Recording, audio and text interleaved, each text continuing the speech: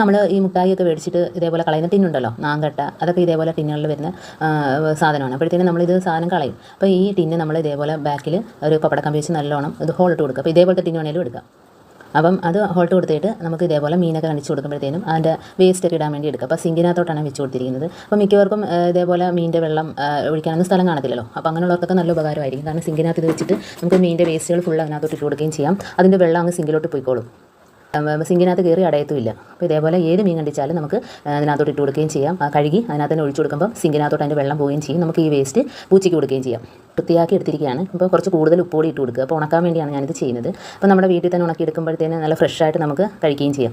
അപ്പോൾ ഞാൻ ഇതേപോലെ കൊട്ട റെഡിയാക്കി വെച്ചിട്ടുണ്ട്. നമ്മൾ മുമ്പൊക്കെ സവാള ഉള്ളിയൊക്കെ ഇടുന്ന കൊട്ടയില്ലേ, അപ്പോൾ അത് പഴകിയതിന് ശേഷം ഇതേപോലെ നമുക്ക് മീൻ ഉണക്കാനൊക്കെ ഉപയോഗിക്കാം. അപ്പോൾ ഞാൻ 2 കൊട്ട അങ്ങനെ റെഡിയാക്കി വെച്ചിട്ടുണ്ട്. അപ്പോൾ ഞാൻ നിങ്ങളെ ഒന്ന് കാണിക്കാം. അപ്പോൾ 2 കൊട്ടയും ഇതേപോലെ നമുക്ക് 2 വശത്ത് വള്ളിയിട്ട് കൊടുക്കാം. 2 വശത്തോ നടുക്കോ വള്ളി ഇങ്ങനെ കെട്ടിയിട്ട് കൊടുത്താൽ മതി. ഏത് വള്ളിയാണെങ്കിലും കുഴപ്പമില്ല. റോപ്പാണെങ്കിലും അതേപോലെ പ്ലാസ്റ്റിക്കിൻ്റെ വള്ളിയാണെങ്കിലും ഏതാണെങ്കിലും നമുക്ക് കെട്ടിക്കൊടുക്കാം. ഒരുപാട് ഹോളുള്ളതുണ്ടെങ്കിൽ ഏത് രീതിയിൽ വേണമെങ്കിലും നമുക്ക് കെട്ടിക്കൊടുക്കാം.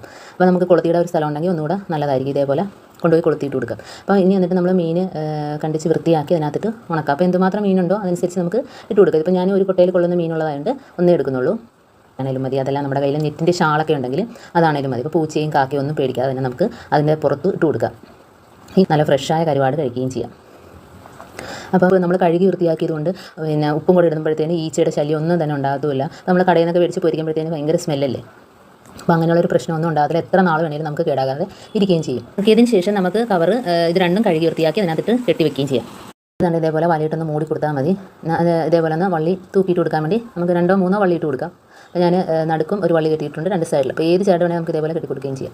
ഇപ്പോൾ ഞാൻ തൂക്കിക്കൊണ്ടിടുന്ന കാണിച്ചു തരാം. ഉണ്ടോ? അപ്പോൾ നമ്മൾ ഏത് ഭാഗത്തെങ്കിലും ഇതേപോലെ ഒരു കമ്പി എന്തെങ്കിലും ഉണ്ടെങ്കിൽ അതിനകത്ത് തൂക്കിയിടാം. അതല്ല എങ്കിൽ നമുക്ക് തുണിയിടുന്ന ആശയിൽ നല്ല വെയിലുള്ള ഭാഗത്ത് കെട്ടി തൂക്കിയിടാം. അഴിഞ്ഞു പോകാത്ത രീതിയിൽ കെട്ടി തൂക്കിയിടാം. അപ്പോൾ വൈകുന്നേരം വരെ അവിടെ കിടന്നാലും ഒരു കുഴപ്പമില്ല. അപ്പോൾ ഇങ്ങനെ എല്ലാവരും ഒന്ന് ചെയ്ത് നോക്കുക. ഇപ്പോൾ അടുത്ത ടിപ്പ് എന്ന് പറഞ്ഞാൽ നമ്മൾ ഉപയോഗിക്കാതെ മാറ്റിയിട്ട പാനാണ്. ഇപ്പോൾ സെറാമിക്കിൻ്റെ പാനാണിത്, കൂടിയ പാനാണ്. അപ്പോൾ ഒത്തിരി നാളുകൊണ്ട് ഞാനിത് മാറ്റിയിട്ടിരുന്നതാണ് കറുത്ത് പോയതുകൊണ്ട്. അപ്പോൾ നമുക്ക് ഹാർപ്പിക്ക് ഒഴിച്ചിട്ട് തേച്ച് നോക്കാം വെളുക്കുന്നോ ഇല്ലയോ എന്ന്. അപ്പോൾ ആദ്യം ഇതേപോലെ കുറച്ച് ഹാർപ്പിക്ക് ഒഴിച്ചു കൊടുത്തതിന് ശേഷം നമ്മളെ കയ്യിൽ മുട്ടത്തോട് പൊടിച്ചത് ഞാൻ സൂക്ഷിച്ച് വെച്ചിട്ടുണ്ടായിരുന്നു. അപ്പോൾ അത് കുറച്ചിട്ട് കൊടുക്കാം.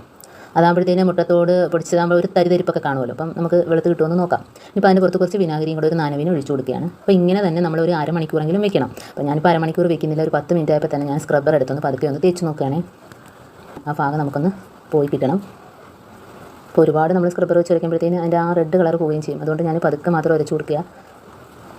എണ്ണയും കരിയൊക്കെ കയറി ഇങ്ങനെ ആവുന്നതാണ്. അപ്പോൾ എണ്ണയുമായിട്ട് ഇങ്ങനെ ആകുമ്പോഴത്തേനാണ് ഇത് നമുക്ക് പോകാൻ ഭയങ്കര പ്രയാസമാണ്. അപ്പോൾ ഞാൻ കുറച്ച് ഭാഗം കൂടെ സൈഡിലത്തെ ബ്ലാക്ക് പോകണമെങ്കിൽ നമ്മൾ റെഡ് കളറും കൂടെ പോകും. അതുകൊണ്ടാണ് ഞാൻ അത്രയ്ക്ക് നല്ല സ്ട്രെയിൻ ചെയ്യാത്തത്. സെറാമിക്കിൻ്റെ ആണ്ട് നല്ല പാനാണിത്.